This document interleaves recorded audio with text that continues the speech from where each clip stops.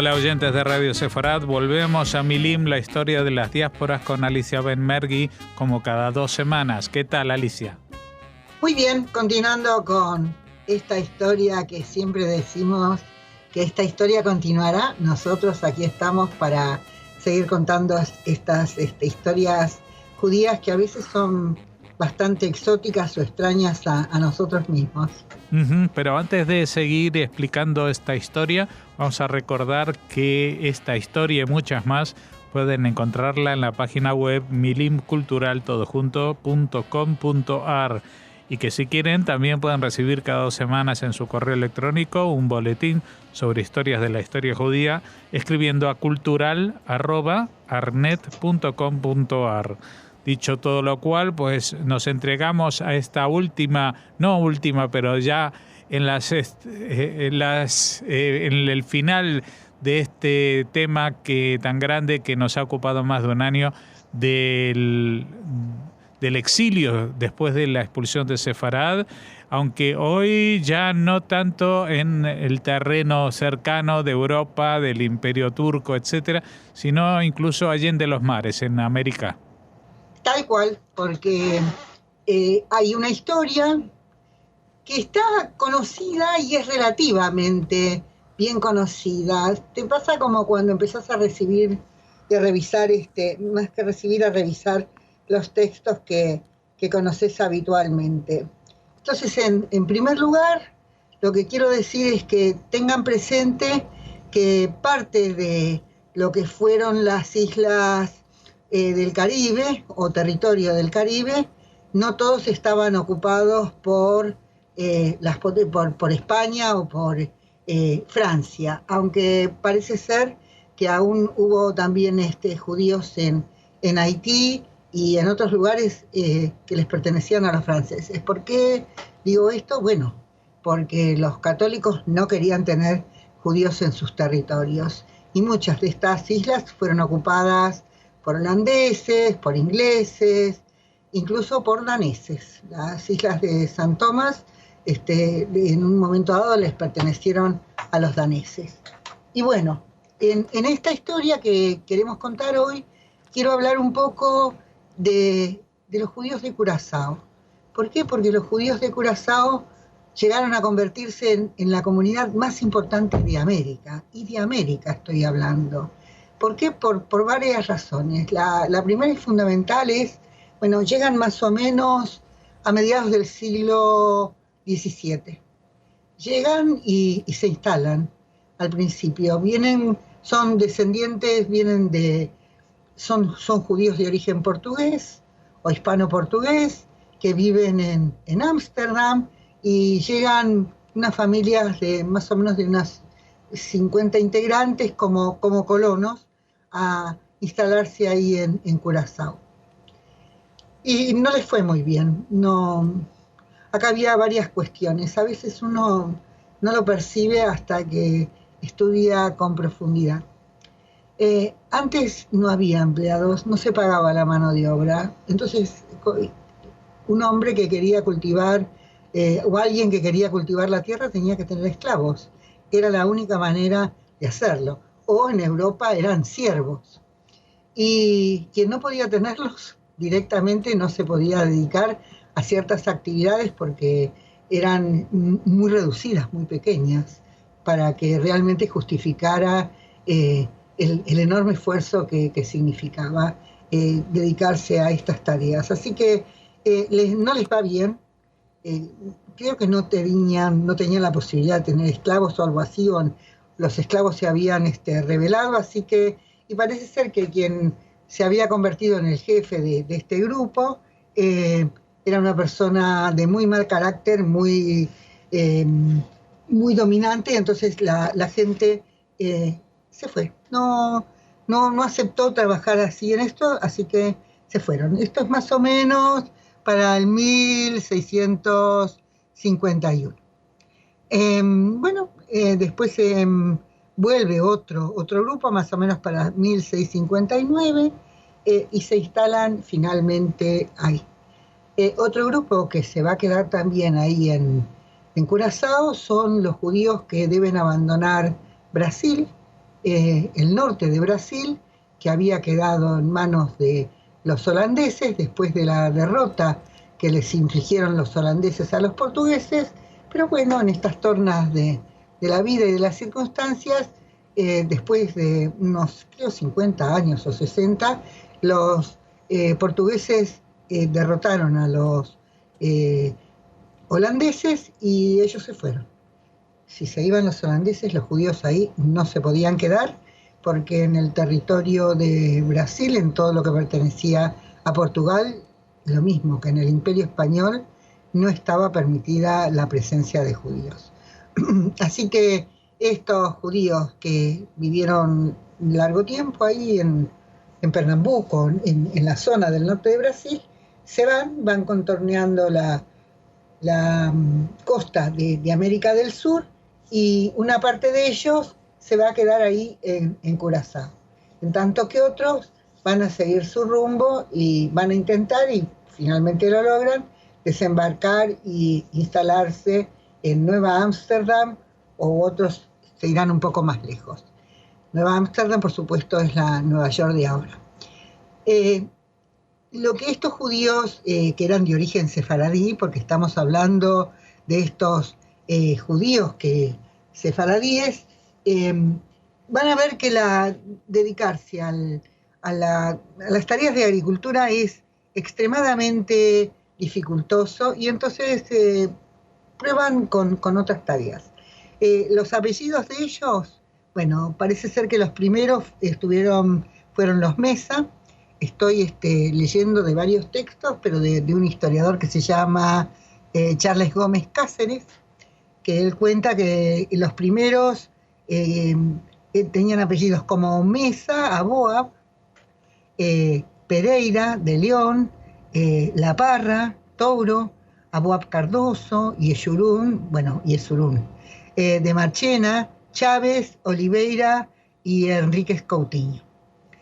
Y bueno, entonces cuando advierten que no hay futuro y que no van a tener posibilidades de progresar y salir adelante dedicándose a la agricultura, ellos lo que van a hacer es dedicarse al comercio. Y el comercio que van a practicar es extremadamente interesante, porque sigue ilustrando toda esta historia enorme que hemos tenido la oportunidad de ver acerca de estas relaciones que estos judíos que se autodenominan Anasao, que algunos son conversos decididos y definitivos, en cambio otros, una vez que se escaparon de la vigilancia de Portugal o de España, retornan al judaísmo, se hacen circuncidar. Hay distintos lugares a donde circuncidar, unas en Ámsterdam y otras en Marruecos, y vuelven al judaísmo, algunos después de 3 generaciones de no practicarlo.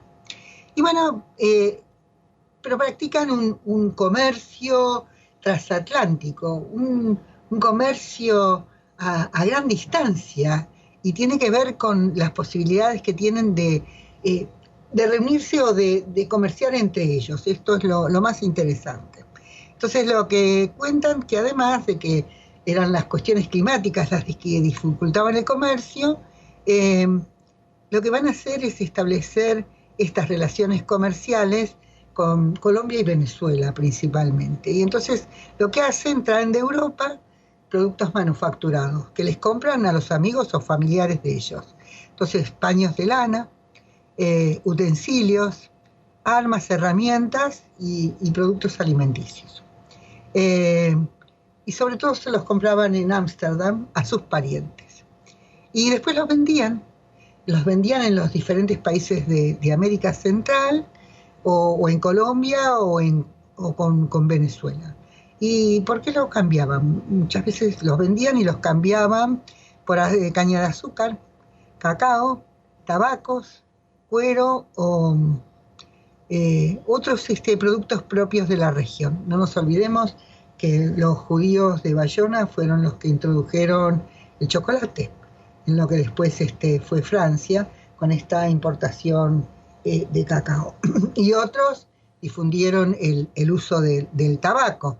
Así que bueno, lo cambian, y entonces empiezan a a ganar dinero en cantidad. Eso tiene que ver con un comercio que se hace rápidamente muy próspero.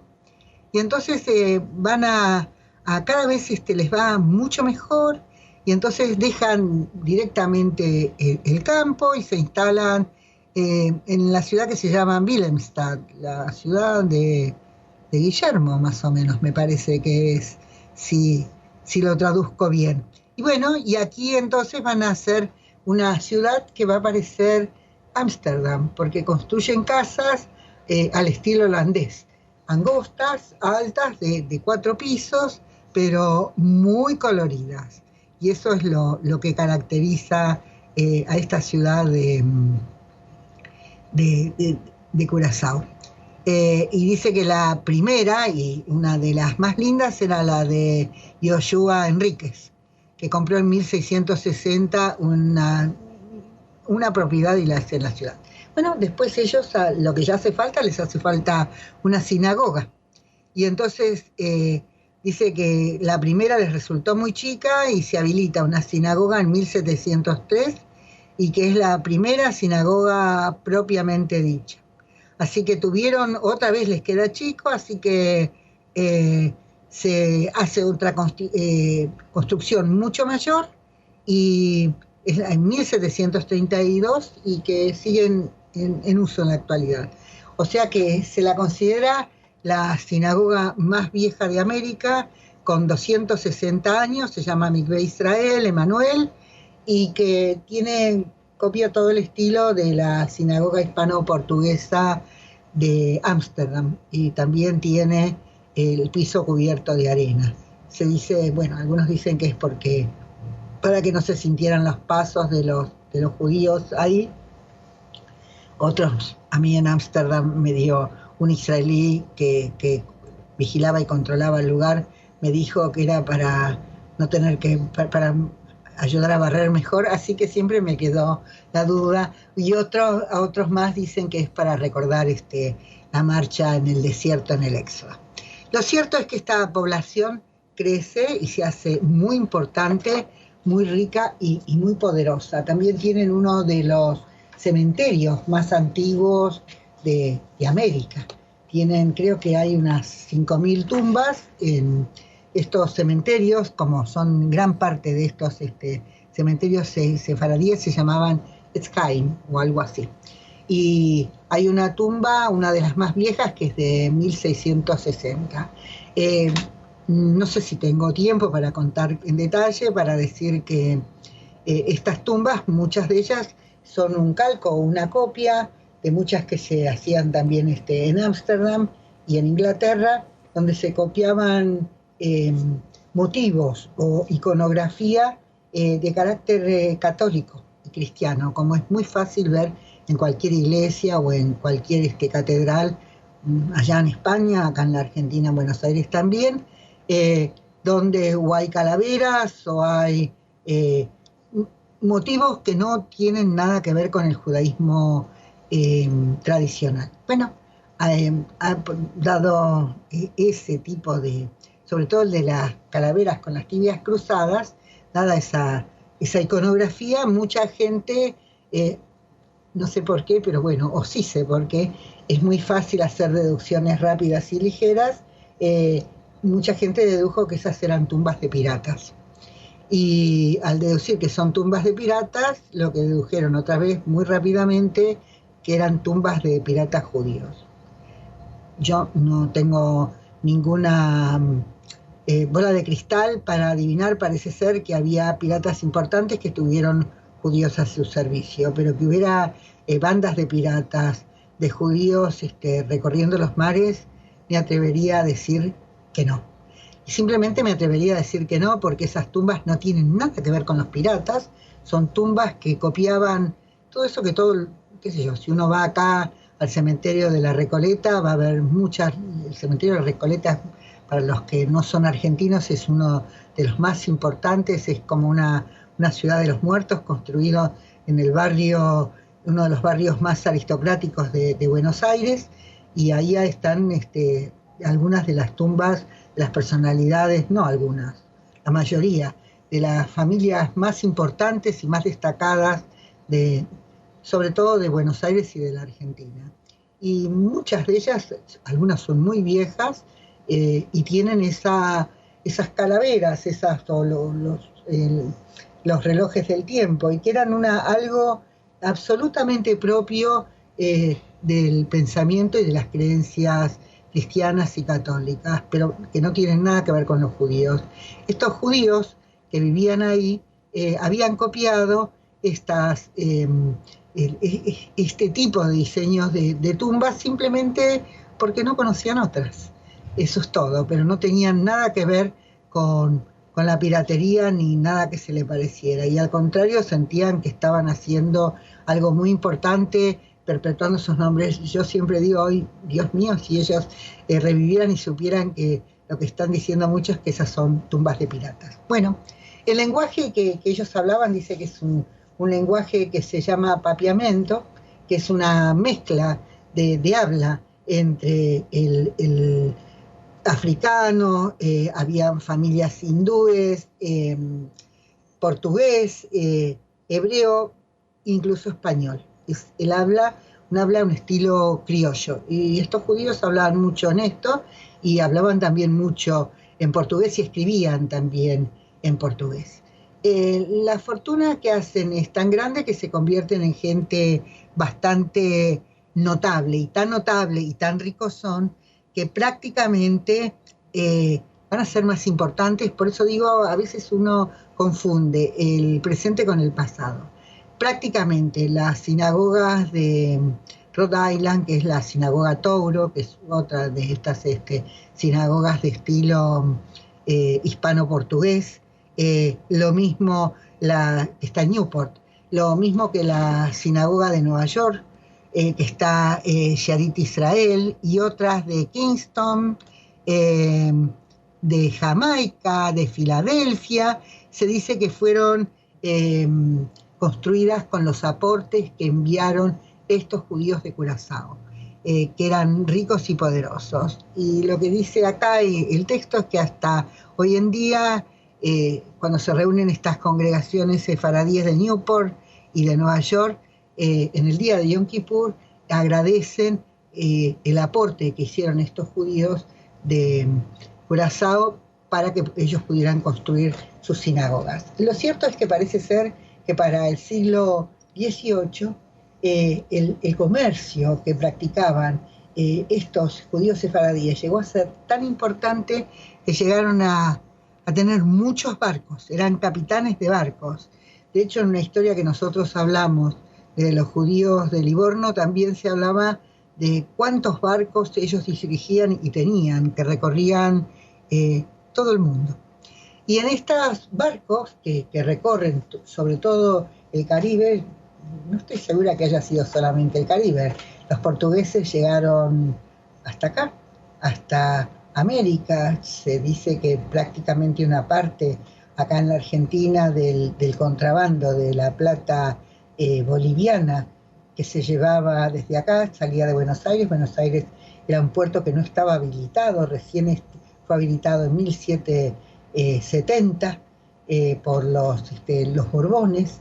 Era sacado subrepticiamente desde Bolivia y sacado de contrabando, donde se llevaban los ingleses y los portugueses la plata que se encontraba ahí, que se excavaba en las minas de Bolivia. Y bueno, seguramente tal vez tuvieron que ver con este negocio.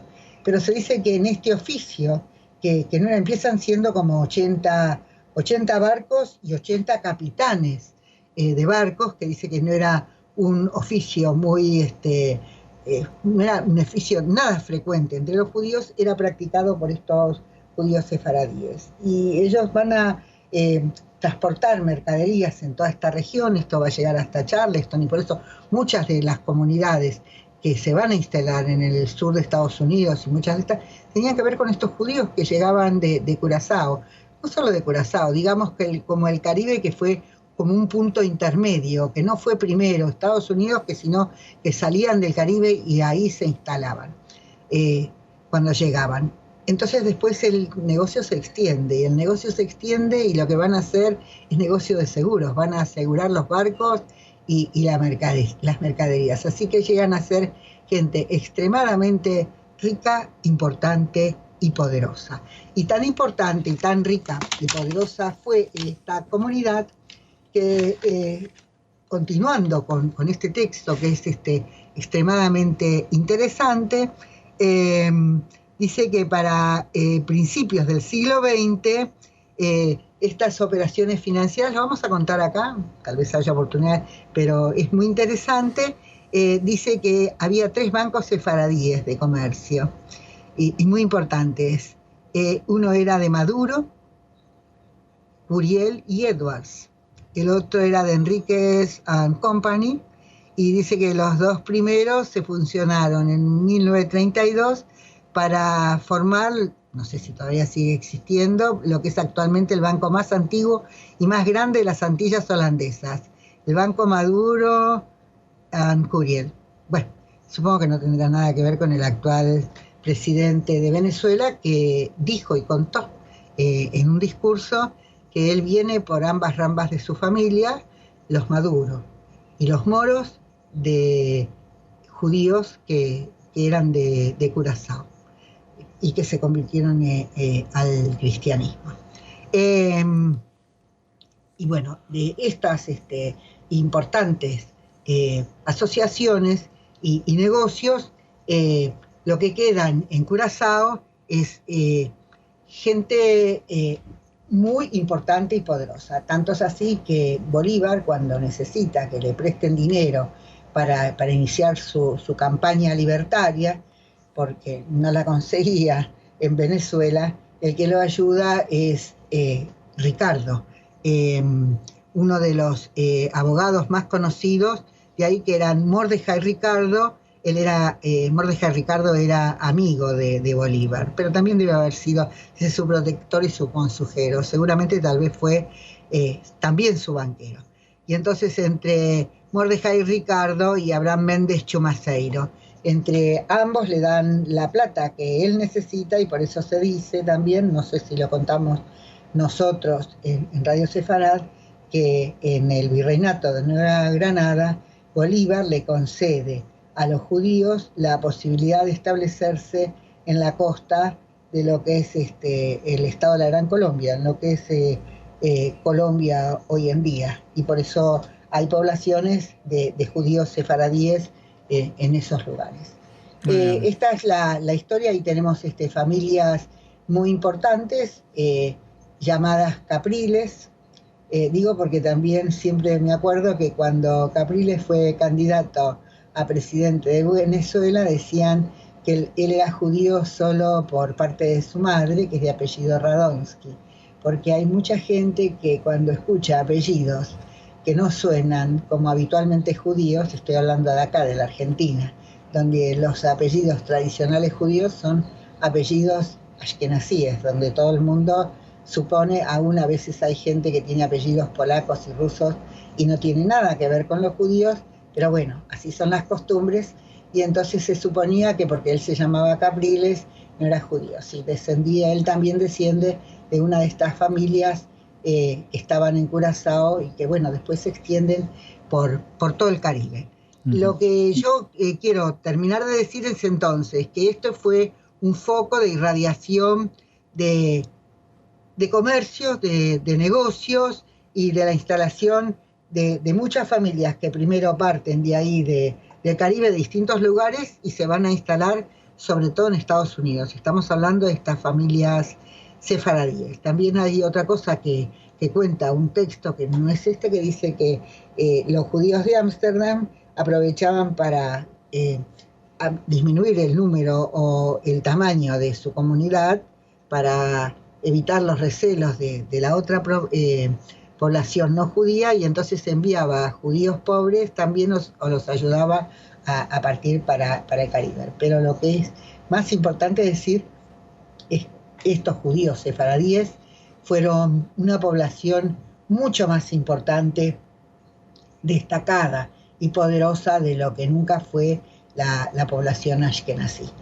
y mucho más antiguo. Entonces ahora la gente, no sé si ya se habrá reconstruido en su totalidad después de todo ese espantoso tornado que hubo hace algunos meses, pero yo escucho que la gente va en los viajes en estos cruceros y desembarca en lugares donde hay sinagogas y donde la gente a veces celebra un Kabbalah Shabbat, porque gran parte de estos, muchos descendientes de estos judíos sefaradíes todavía habitan en la región.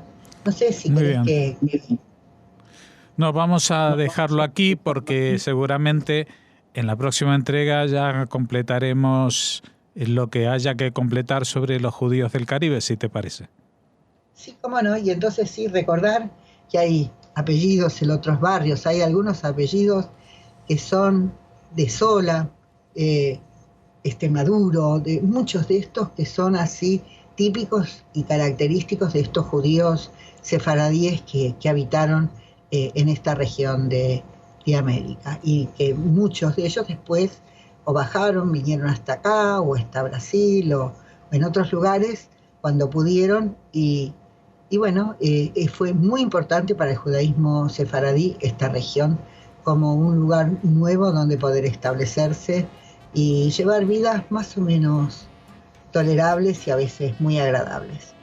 Bueno, nos encontramos en otro momento para seguir hablando de estas historias que para algunos son conocidas y para otros, a veces me doy cuenta, son una completa sorpresa. Pues seguiremos hablando dentro de 2 semanas. Recordamos la página web milimcultural.com.ar y para el boletín cómo suscribirse escribiendo a cultural@arnet.com.ar. Y lo dicho, dentro de 2 semanas volveremos a encontrarnos aquí en Milim, la historia de las diásporas, con Alicia Benmergui. Hasta entonces. Hasta entonces.